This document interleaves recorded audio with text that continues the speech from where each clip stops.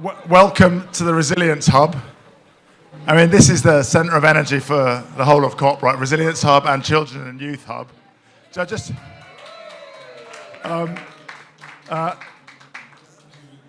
I'm really intrigued by this event. It's got from fairy tales to solutions. I have no idea what it's all about, but I know I'm in the middle of it, so I'm looking forward to that. But this is about the Race to Resilience partners creating a better future. But before we get going, I want to hand over to Debbie Palmer from the UK Foreign, Commonwealth and Development Office, who's got a really important announcement that she'd like to share with everybody. Thank you very much, Nigel. Good afternoon, everybody. It's really lovely to be joining you in the Resilience Hub this afternoon and to hear all the momentum that's being built up to make sure that resilience is at the very heart of our action on climate. So, we know that countries cannot tackle the climate crisis alone. The scale and the reach of climate change means that we need the full weight of not just state actors, but really importantly, a whole range of non-state actors to be able to tackle this challenge, and that's why we're all in this hub this afternoon. The work of the Marrakesh Partnership, the partners behind the Race to Resilience, and the Climate Champions all together are essential to drive forward the agenda and to support global action for adaptation and resilience. Now, you will all remember that last year, the Climate Champions put forward the 5-year plan for the improved Marrakesh Partnership, which was welcomed by all the parties in Glasgow at COP26. And we're really, really thrilled to see how much progress has been made in the first year. There's been huge amounts of work going on. It's really impressive and extraordinary, and I want to congratulate everybody who's been involved. And for that reason, because we can see the momentum that's building, we can see the progress that's being made, I am absolutely delighted this afternoon to share with you the fact that the UK government will be providing £3 million of support to the Climate Champions over the next 3 years. And I'm really proud.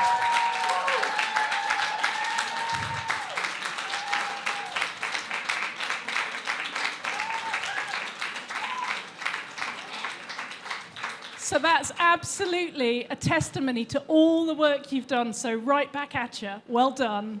And we're really pleased to be supporting you. This funding will support delivery of the Race to Resilience campaign. It will drive forward the important work to strengthen the resilience of communities and people around the world. So thank you. Many congratulations to Nigel, to all of the Climate Champions team, and to all of the partners here that are coming together. Well done. Thank you. Keep going.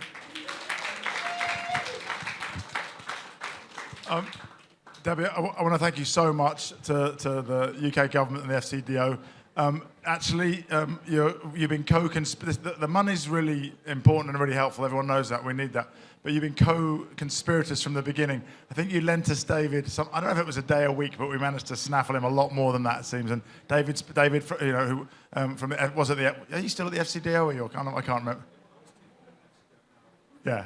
But you know, so the link with the UK government comes right back to before we even founded when there's like 2 people, and David was at the heart of that. Thanks. So I want to call out David and give David a big round of applause as well.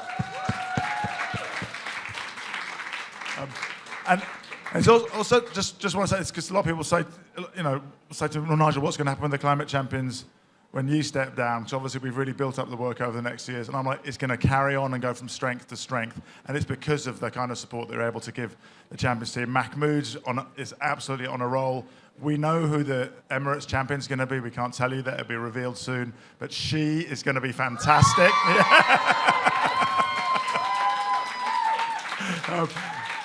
Anyway, so talking about fantastic women, and there's lots of fantastic women in the room, I want to hand over now to one of our great Race to Resilience and Race to Zero ambassadors, Raquel Moses, to run the session. Thank you so much. Oh, my goodness. You know, it's so funny. When I was asked to moderate this session, I was like, sure, absolutely, I'd love to do this. But this is something I would have paid to be here to see, honestly, because the Race to Resilience, the Climate Champions have been amazing, amazing, amazing. I met you guys last year, and it was just, I mean, some of the most amazing professionals, wonderful, great data, passionate, heartful, hardworking, tireless, relentless. And Nigel has just been extraordinary, and your leadership, I can see why they were like, listen, we have to continue. No, but I'm really, really delighted to be here. But the second reason why I would genuinely pay to be here is that stories are my favorite. They're a tradition in my family. My 4-year-old will tell you, Mommy, bring me back something when you go away. And I was like, do you want me to bring you back a toy, candy? She's like, no, a book. So, you know, stories are a big deal in our family. We make up stories, we read stories, we love stories. And so to be here talking about race to resilience stories, because we're going to need to build resilience for 4 billion people. And what does that look like, building resilience for 4 billion people by 2030? Well, it's going to take a lot of different tools. And it's going to take the stories that we tell. And leading into this session, we're going to interview a few of the Race to Resilience partners about how storytelling plays a role in how we build this resilience and how we conquer this path that we're trying to uncover. So we start with Mr. Nigel. Oh, yes, sorry. There is, before we get started, a performance. Thank you, Nigel. You see, this is why I needed to pay to be here. So we are going to start with I'm going to introduce a performance. We have, in 2019, at just 9 years old, Genia and Jesse took part in a historic legal fight against the Australian government over its inaction on climate change when his family lodged a human rights complaint to the United Nations. The claimants won the case in September 2022 and will continue to call on the Australian government to meet the demands and follow the UN recommendations as a part of Our Islands, Our Home campaign. Please celebrate them.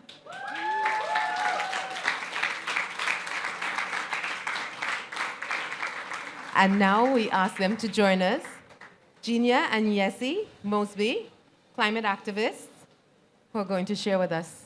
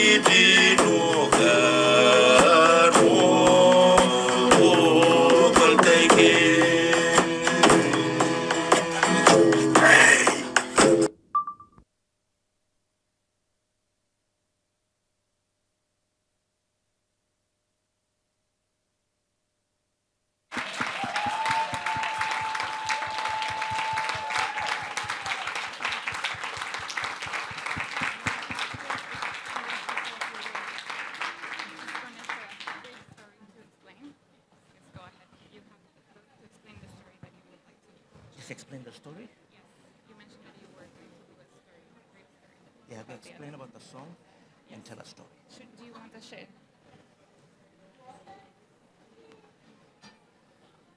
So you want me to explain the song? Yes. Then tell the story, or the story come after? Tell the story now. Yes. Or explain. Okay. Thank yous once again. Oi.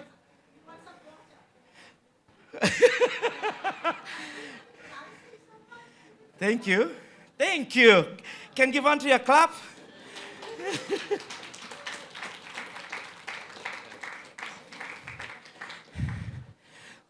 On behalf of my people, my son, my clan, my tribe, it's a honor that we could be here to represent 270 voices from our island and over 10,000 voices throughout the Torres Strait. This performance here we were doing, me and my son, sings about our home. Now, our home is a coral atoll island. It's in the shape of a teardrop.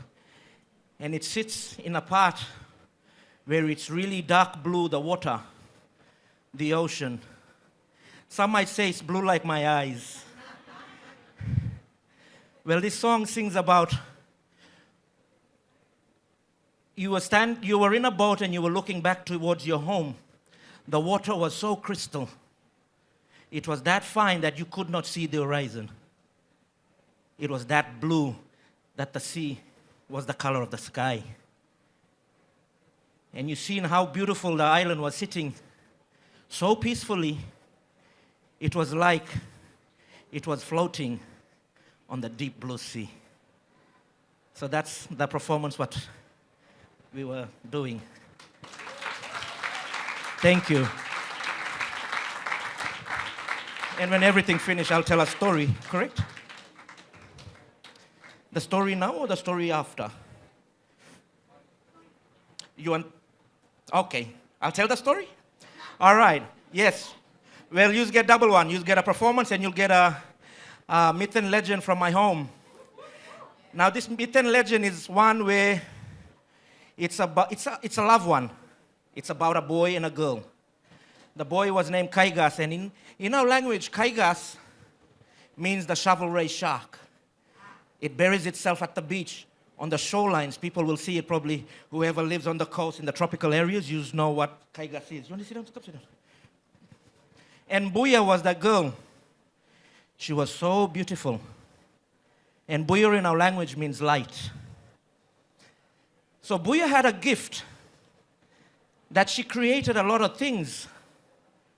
And her expertise in her gift, that she was a medicine plant lady, a girl. She was so beautiful. She had a beautiful afro hair like my sister there. Now, we're Melanesians people, so nice, big, wavy hair is in our genes. Now, she made plants which healed us, where still today we use these plants as our traditional herbs and medicines which heals our body. She made all the animals and she made all the sea creatures.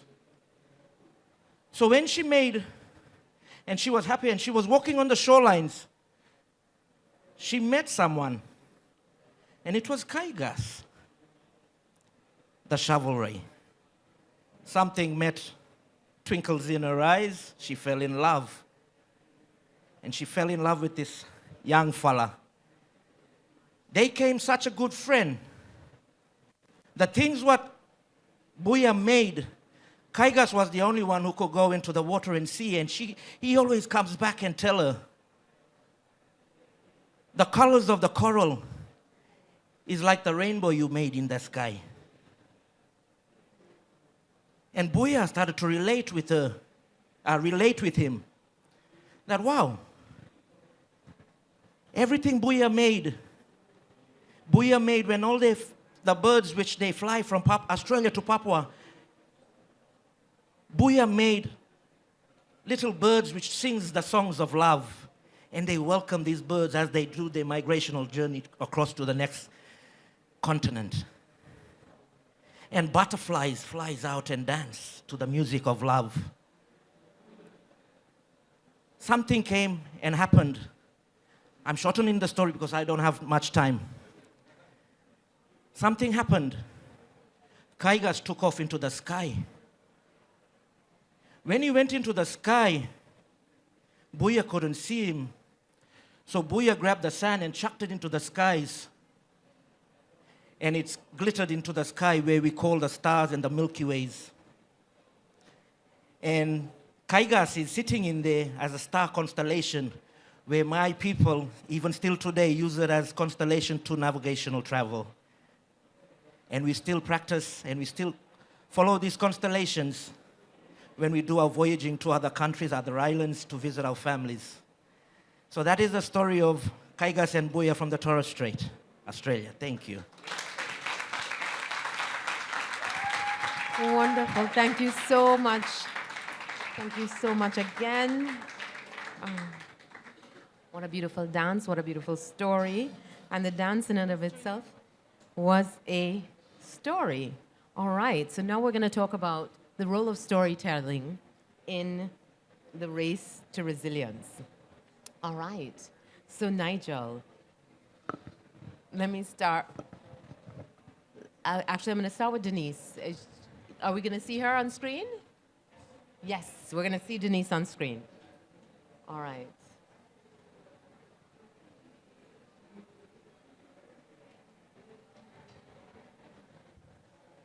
Oh, wonderful. Hello, Denise. How are you?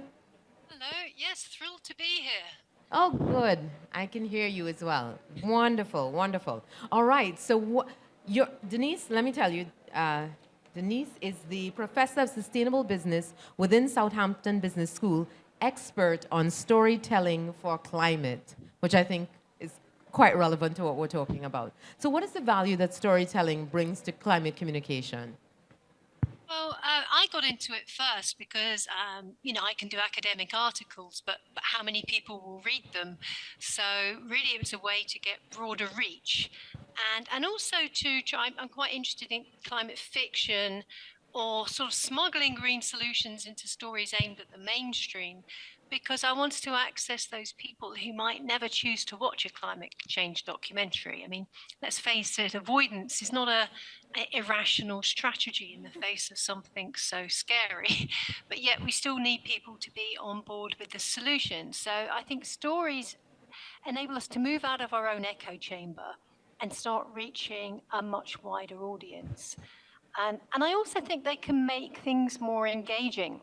So, for example, I found I'd accidentally coined a term social science fiction the other day, because we can imagine what a society might look like, or can we? I mean, I can imagine quite easily what a sustainable society might look like, but it's quite difficult to create that vision for the broader public, especially with a media that's dominated by problems and catastrophe focus. And I think stories can enable us to perhaps play out solutions in a safe space and start raising public awareness. For example, I'd like to see citizen assemblies playing a much larger role in decision making. I mean, my own government, I think, would have cast me as anti-growth and an enemy of the state for saying we need to reduce consumption. But that's because we're stuck in old ways of thinking. And I think writers and storytellers can help us imagine a different future and what it might look like, and raise awareness of new ways of doing things.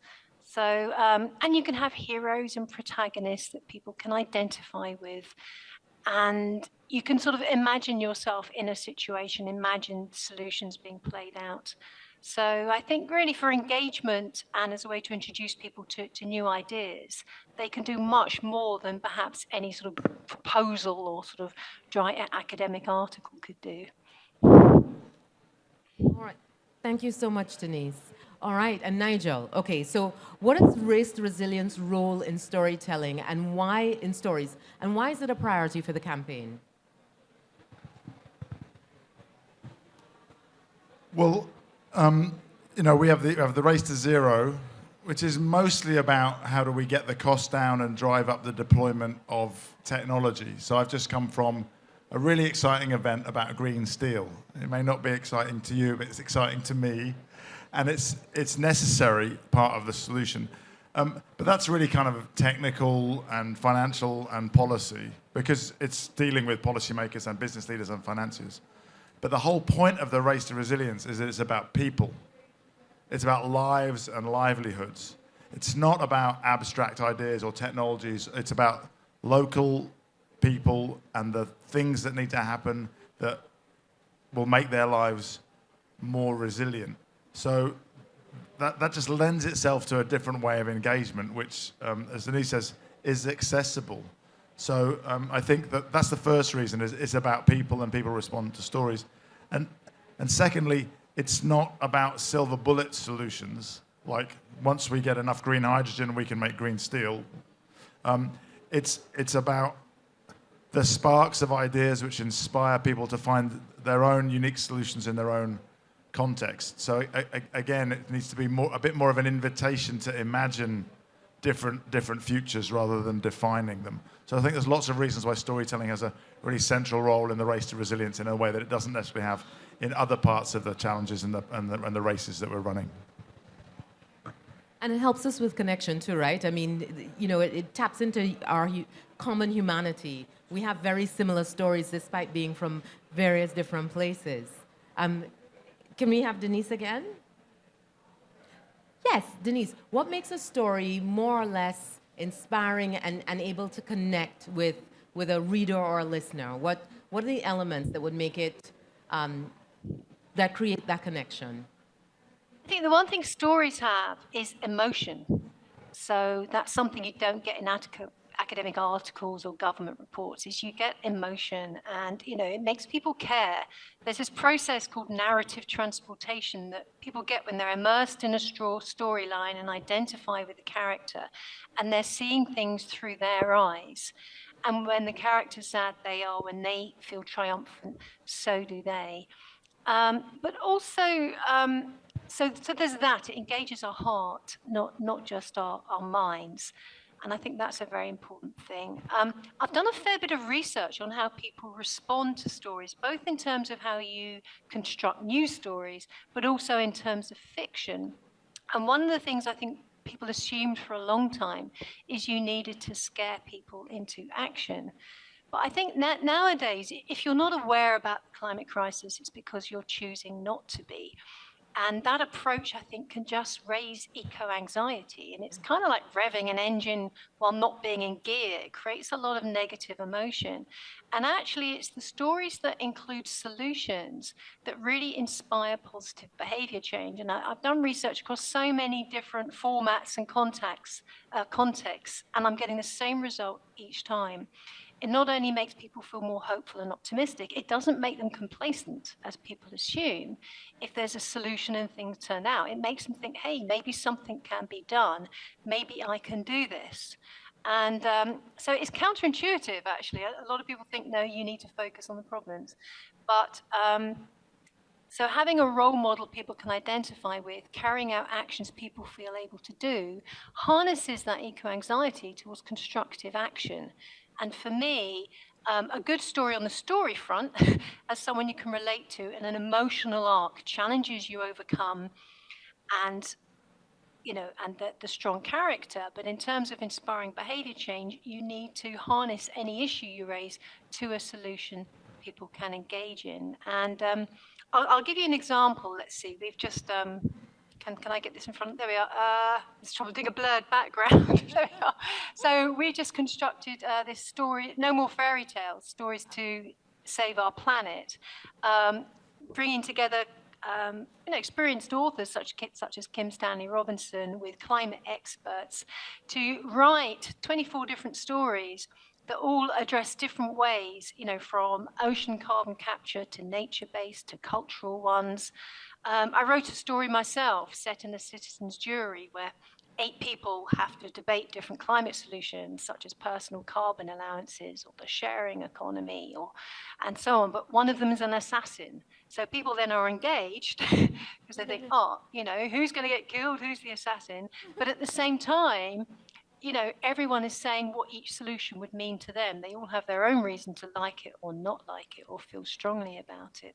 So, these are things that stories can do. I think it's really the engagement and the harnessing of that emotion, and to make it effective. If you raise a problem, attach it to a solution. That's such a great point. And a great man once said that, we need to stop admiring the problem and instead talk about solutions. And I heard that from Nigel, and I was like, that's absolutely right. We spend a lot of time rehashing the problem. I think we're clear on what the problem is. Yeah.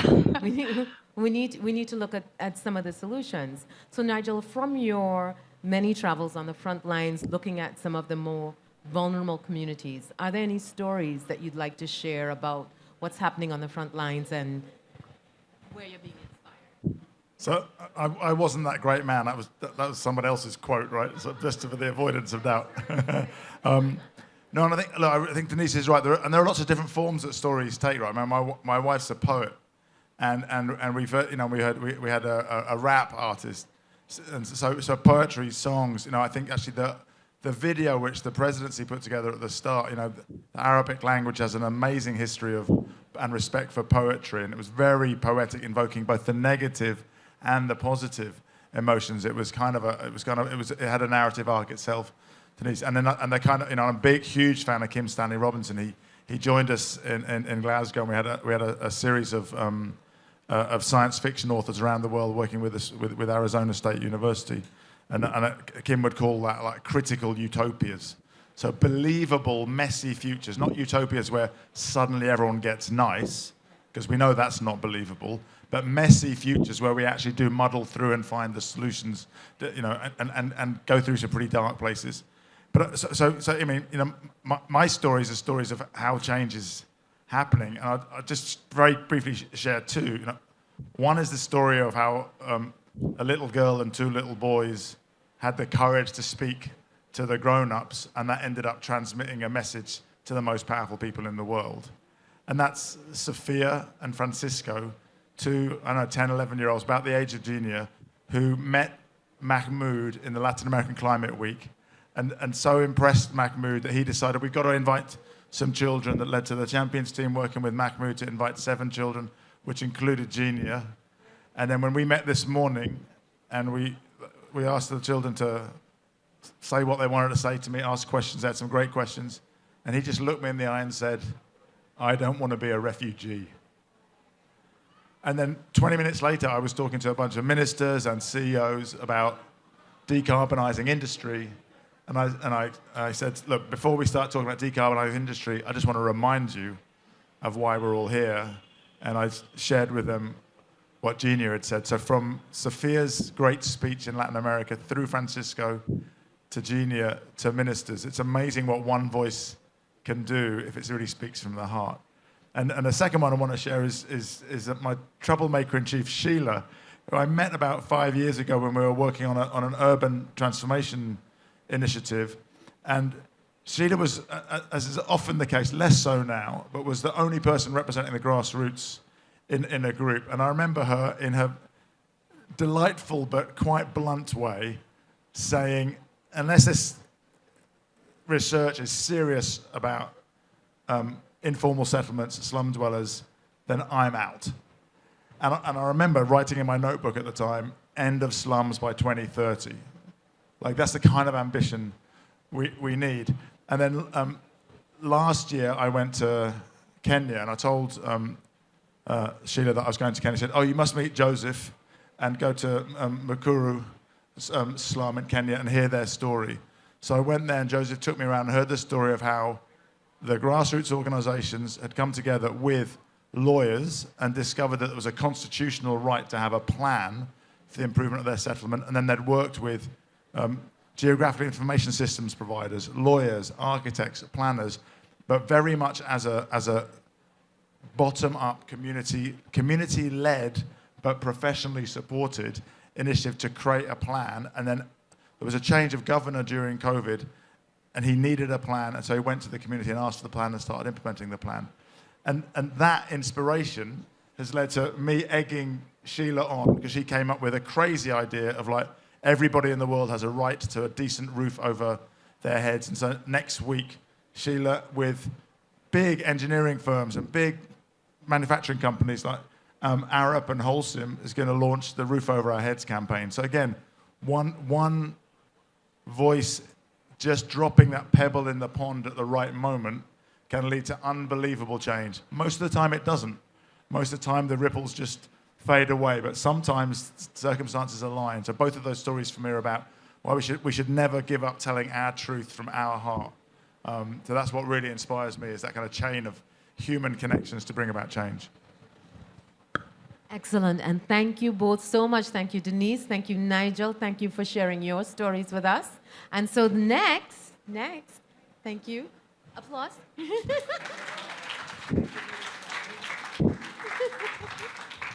So next we'll have 3 stories from various places in the Race to Resilience. And first I have the honor of introducing Mark Harvey. I met Mark when I started this journey. I had just started in this job. It was my first Action in Climate. And he is the CEO of Resurgence, the co-founder of Darja, City Community Forecasting and Early Warning Service and Partnership. And he's going to tell us his story. Thank you, Raquel. Yes, our story begins actually in Kenya, in Nairobi, about 3 years ago, where we were working with the UK Met Office and looking at the city weather forecasting. And I was shocked to be in Kibera, the big informal settlement in Nairobi, with the residents who were in line of sight of the city skyscrapers and the weather observation equipment of the National Weather Agency, and who told me, actually, half of us get weather forecasts, but we don't understand them. But half of us just look up at the sky for our early warnings. And we actually did a survey, a baseline of a couple of hundred households, and this was validated. So we were shocked by this and came up with a solution with the residents and with our local Kenyan partner, KDI, which was to bring around the table at the National Weather Agency the residents of the informal settlement and other key actors in the city system, City Hall, the Red Cross in the city and community media, to design from scratch a new weather forecast with icons that the communities had designed, with zoning so the community could see their informal settlement in the map for the weather forecast. That was one thing we did. The second part was to completely reverse engineer the communication system for early warning and start with the user, not with the official channels, but actually work back from the channels that the communities used and trusted for their gossip, their juicy sports information, celebrity information. Use those channels. They should be part of the early warning system because they are already adopted by the communities. So that was our solution. Where the storytelling comes in is that we had a horrible project title, which was supporting urban intermediaries. And I locked everybody up in a room and I said, we've got to dump this. We've got to come up with a resonant name for this project that has heart and soul. And we came up with the name Daraja. Daraja is Swahili for bridge. And we also worked on a logo. And actually, if you think about logos, they are symbols. Symbols are part of poetry, which Nigel mentioned, and literature. So part of it was about developing a symbol which was based on the local campaign, which was called Keep the Weather on Your Radar. And our local engineering partners had drawn a radar and put that on T-shirts.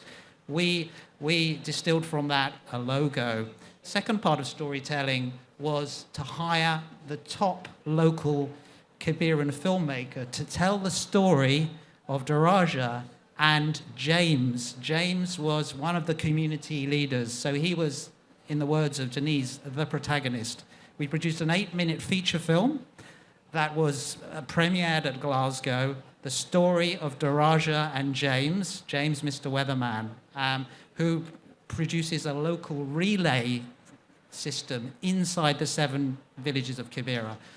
I'd like now to just show a 1-minute video spot. It's an extract from that before we hear from our partner in Sudan. But let's just start with the 1 minute video spot, if we can.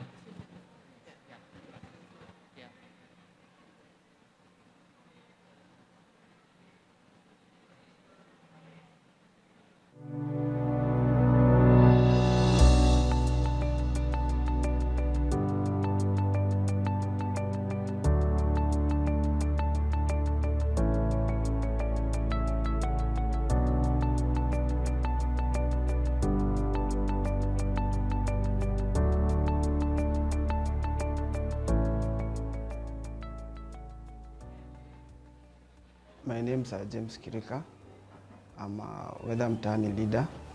Weather Mtaani is a group of community leaders who interpret and translate the weather forecast that comes from the Kenya Meteorological Department into a simple language that people in Kibera can easily understand.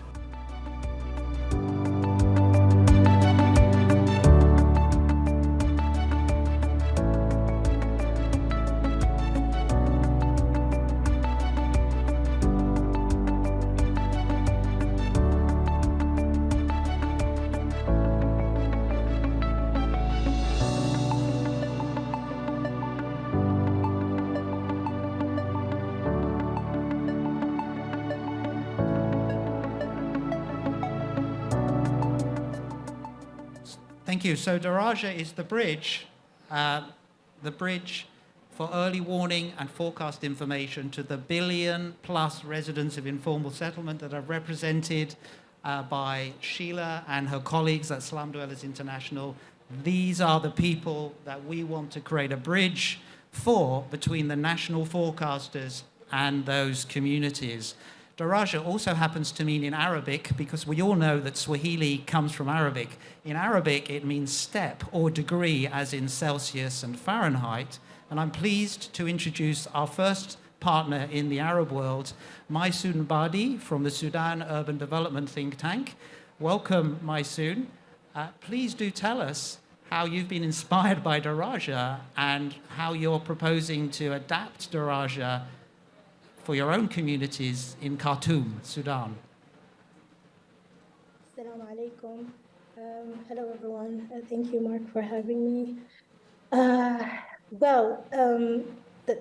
wonderful thing about, the powerful thing about storytelling is that it somehow communicates information that is bringing personal account, authentic experience that engages people, because it sort of validates your own.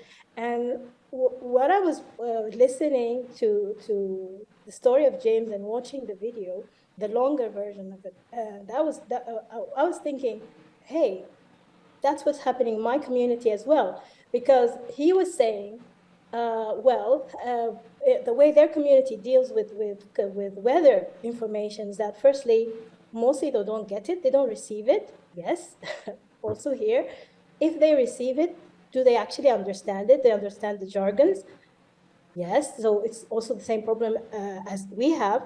And is it, if they do understand, is it relevant? Is it local enough for them to actually become actionable?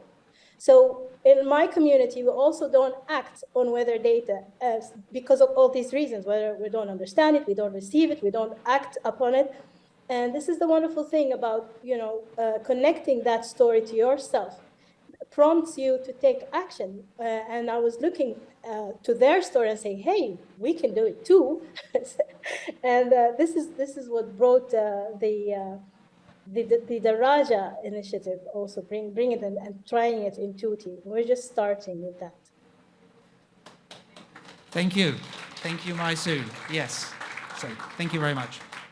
Thank you so much, Mark. And interesting story. I like it very much. We need more early warning systems. Next, we have Sabrina Najel.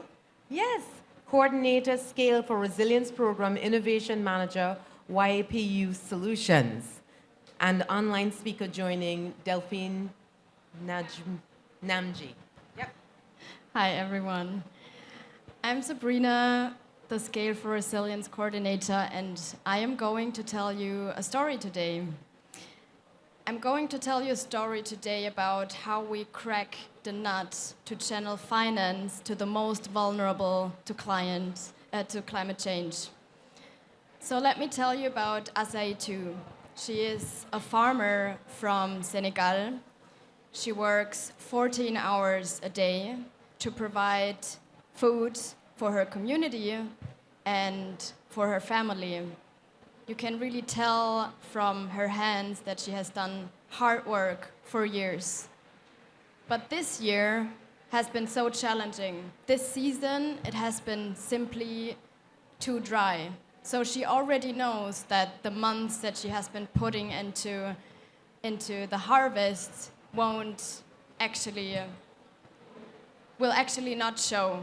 So her harvest is not going to be good. But she is organized with her community and other women in a seed bank project.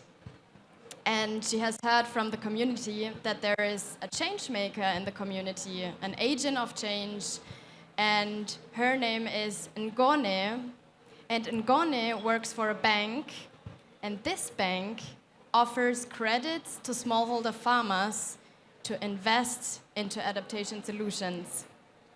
In this case, Azaitou has heard of organic composting systems that has been widely applied in her community already, and she needs the loan to implement an organic composting system as well, because organic composting systems can actually moisturize the soil. So Ngone, the agent of change that I have been telling you about, has worked very closely with my colleague Delphin Ngamije, who has empowered her in workshops with knowledge and software, so she's able to assess loans for smallholder farmers and to disperse these credits that these smallholder farmers like Azaitou actually need. So if we can have Delphin Ngamije, he's Regional Director for Africa for Yapu Solutions. Hello, Delphin. Welcome. Maybe you can tell us Ngone's story. Thank you, Sabrina. Hi, everyone. Ngone Jeju, she is she has been on service to her local community for 20 years, more than 20 years now. She started with CRS as an opinion leader, and she was supporting her local community in gender promotion and financial literacy. And when the program was becoming a microfinance, then she joined the institution as a loan officer. I met with her when we were in the training. She was the oldest of the trainers, and I was a little bit worried about her capacity to use the technology to understand the digital tools, which I was training them. But with as we were on ground, visiting, doing practices with the community, she performed very well, and it seems like it's not age or new technology that could stop her. And now she's in promoting now the best practices in agriculture, and promote the nature-based solutions to his community. And now there is a different technologies which they are using now, his community, and they are happy. Yeah, maybe for the context, in our intervention on ground for Path to Resilience, generally we put microfinance on the center, and we capacitate them. We're providing them tools and trainings, and we support them to identify solutions on the market which is available, and then they develop financial products to invest in. So that is the context and how we meet with Ngone. Thank you. Thank you so much, Delphin. So Ngone, as you have heard, she applies technology to evaluate loans. She has learned how to apply it. She empowers her community. But she is confronted with challenges as well, because the management of her bank, Korea Microfinance Institution, they need access to long-term funding. And this is where Luca comes into play. So Luca is an impact investor from Spain, and he wants to invest into adaptation solutions, into communities' resilience. And Luca and also Korea is part of the Scale for Resilience initiative. The Scale for Resilience initiative is the connecting tissue between Azaitu, between Ngone and her bank, and Luca, who is the investor. And Scale for Resilience is also powered by data from SEAT CGIAR, climate data that actually informs the loan evaluation process, with the Yapu Solutions platform, where all the loans are actually going through, and they are being dispersed over the Yapu platform. And we as an initiative, we are young. We have been founded almost 2 years ago. We are one of the first joiners of the Race to Resilience campaign. We have invested our microfinance partners, Luca, people from SEAT, myself and the Yapu team, into building this initiative to strengthen the entire financial value chain and to disperse until 2030 adaptation loans for 3 million smallholder farmers across Latin America and Africa. But we have done this pro bono, and we urgently need funding in order to support microfinance institutions to be able to disperse adaptation loans for smallholder farmers. So, if you have funding for the Scale for Resilience initiative, get in touch. And then we can maybe also have translation next year, so partners as Ngone can join and tell the story herself. Thank you so much. Wonderful. What a tremendous initiative. Thank you so much for sharing that story with Sabrina. All right, and last we have Baha, Urban Sustainability Directors, Network Director of Resilience and Innovation. And online we have joining Carmelita Sanchez. Thank you. So I'm Baja, I'm the Urban Sustainability Directors Network, and we're a network of 270 local government practitioners who are actively looking to shift power to community-based partners in neighborhoods. The initiative that we started was actually something when I was working in local government in Baltimore, where I was told to make plans and build kits and then check the box and everybody would be resilient. And for me, that was completely misaligned with my values. It seemed so transactional, like we were just treating people as they were the boxes to check rather than connecting with our humanity. So I took a step back and started working with members of our neighborhoods and listening and hearing they're not going to go to emergency shelters. They're not going to go to cooling centers. And most of the time it's because they don't trust them and they don't trust government. I worked for government at the time, so that was a really important lesson. So what we have started, and funny enough, I'm going to say it's a marketing nightmare right now, but 10 years ago, we started Resilience Hubs in communities, where these are community centers that are not shelters. They're not based on the emergency. They're actually based on the humans and the humans' needs. And they're neighborhood specific. So there is no one way to create a resilience hub. We provide the scaffolding, these kind of 5 areas that you see around the circle there, and then allow a lot of our funders, our community members, and others to fill in those gaps, to identify what the needs are. Another key piece is we're not centering on the hazard. A lot of the work when we talk about resilience is centered on heat or hurricanes or other disaster events. We're centering on the humans. How are we thinking about resilience year-round, comprehensively, in sort of what we call an everyday blue sky mode, because so many of our communities are not getting their needs met now. So then we also enhance these sites to be able to withstand disruption. That's looking at power systems and capture of water and all sorts of other opportunities. And looking specifically at the services and programs that the community members identify that they need the most. So I have an incredible community member here with me today, Carmelita Sanchez, and she has a 9-minute video, and we were given 7 minutes. We're not going to show it, but if you'd like to see it, it's on the little QR code. But I'd like to invite Carmelita to tell you a little bit about the Boyle Heights Arts Conservatory that is serving as a resilience hub in the Boyle Heights neighborhood of Los Angeles. Hi, Carmelita. Hi, all. Good day. Thank you for having me. And I appreciate the opportunity to share with you a little bit about Boyle Heights Arts Conservatory and what later became the Boyle Heights Arts Conservancy Resiliency Hub.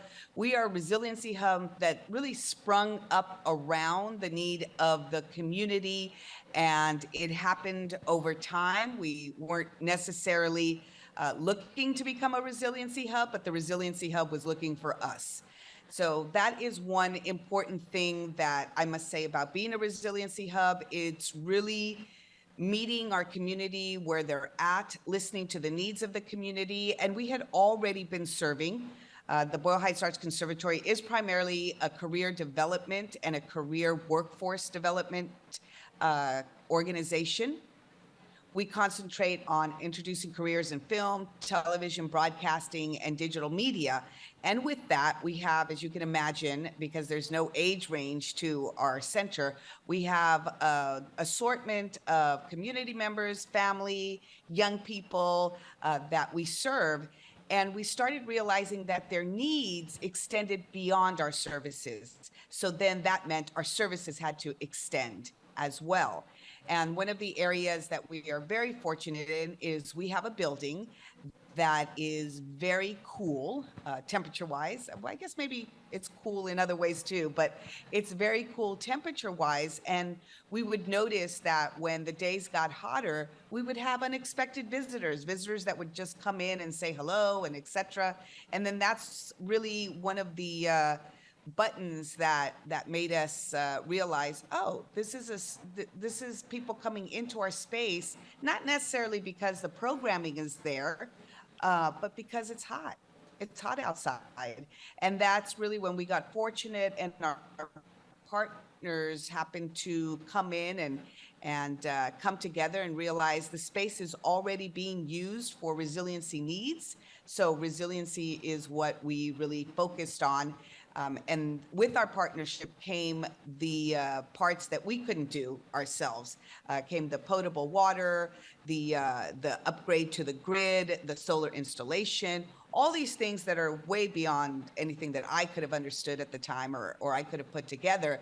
And that's the importance of having partners that go beyond the scope of what we do as well. So in that status, what we currently stand at right now is the Boyle Heights, not just Arts Conservatory, but the Boyle Heights Resiliency Hub. We've really become a space where people trust us, which is very important, a trusted space, a space where people feel safe, where they feel brave, where they feel really part of our community. And I think that's the most important part about being a resiliency hub is the need must come from the community. And every resiliency hub is going to be different, but every resiliency hub is going to be exactly what your community needs if that's where the intention springs from.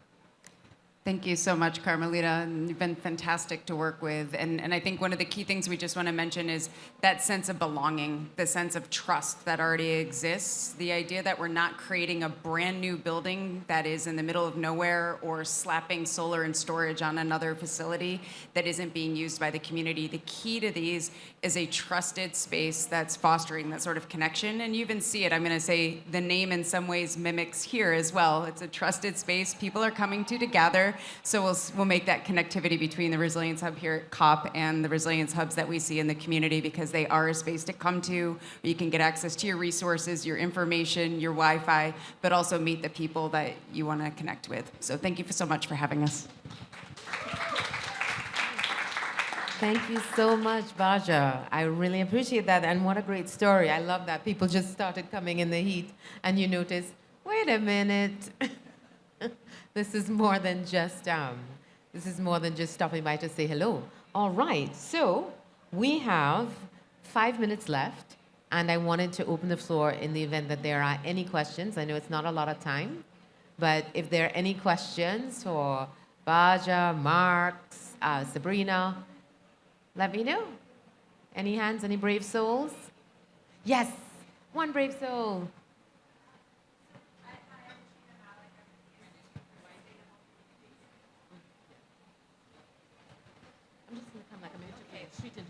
Oh, hello. Hi, I'm Trina Malik with the Institute for Sustainable Communities, and I love that we talked about storytelling for all the reasons the professor mentioned. I wanted to ask about the delicate balance of getting their stories and the emotion and not appropriating their stories. And I ask that with a lot of sincerity since we do work with communities and have a global audience. So how do we strike that balance as being the intermediary between local communities and a global audience? I think Denise is gone. You know, maybe we just have a discussion about that. How do we not appropriate other people's stories? I think that's a really great question. Oh, fabulous. Good. I love your question.